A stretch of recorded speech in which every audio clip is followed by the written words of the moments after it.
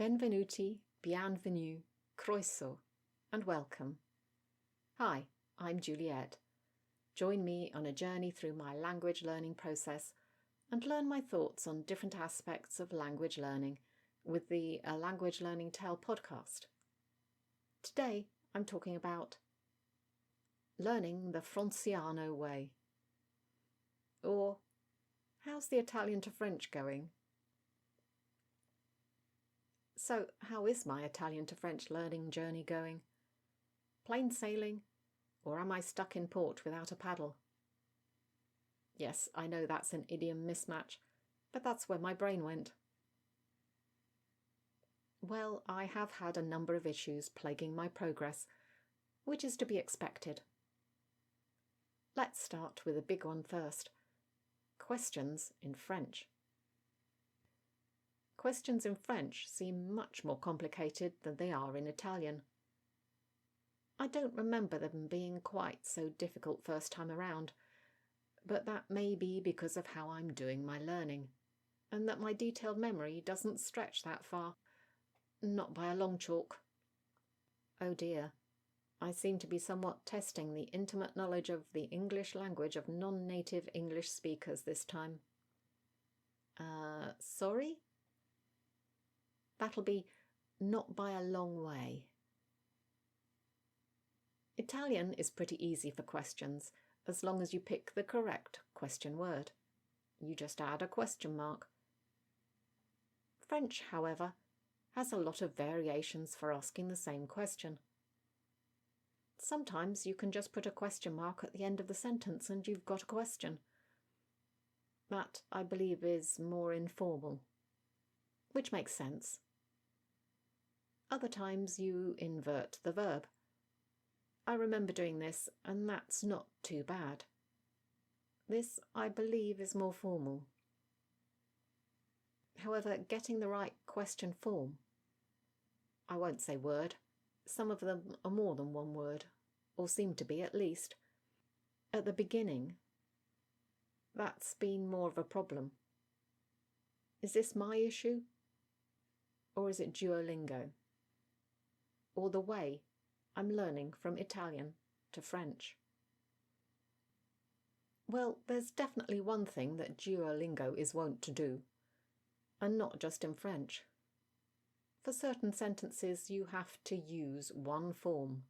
For certain other sentences, you use another form.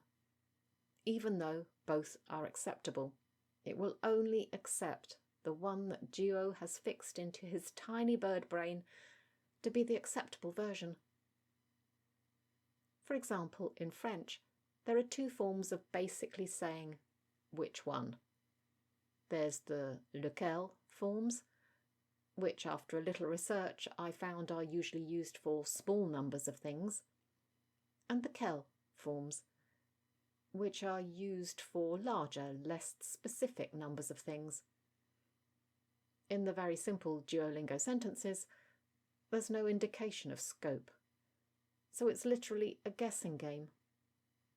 Looking at the old discussions, a lot of people have this problem. It's also been a little confusing trying to match up the Italian and French questions in some cases. I know this is probably just a me problem, because I imagine an Italian would know much more easily which French form to use. But I lost so many lives doing the questions module, because I couldn't work it out. I was losing any will I had to continue. Well, not really, but can you speak French never asking a question? I did try going to the English-French tree and couldn't see a questions model in the opened up sections, or for several sections beyond, so that was no help at all. Anyway, eventually I got through it, and I guess it'll sink in over time, the more I practice. Another thing that's felt a little weird is the vocabulary being used. Not the vocabulary in French, but the vocabulary in Italian. Clearly, the equivalent verbs that have been chosen are the ones that most closely match the French. but many of these verbs are not ones that were frequently used in the English to Italian tree. So although I've seen most of them before, they're not always immediate recognition for me. And they don't always appear with tip sentences, you know, the ones with text you can hover over. If I can see the French, I can usually work it out. If I can't, well, I's gonna have to cheat and look it up.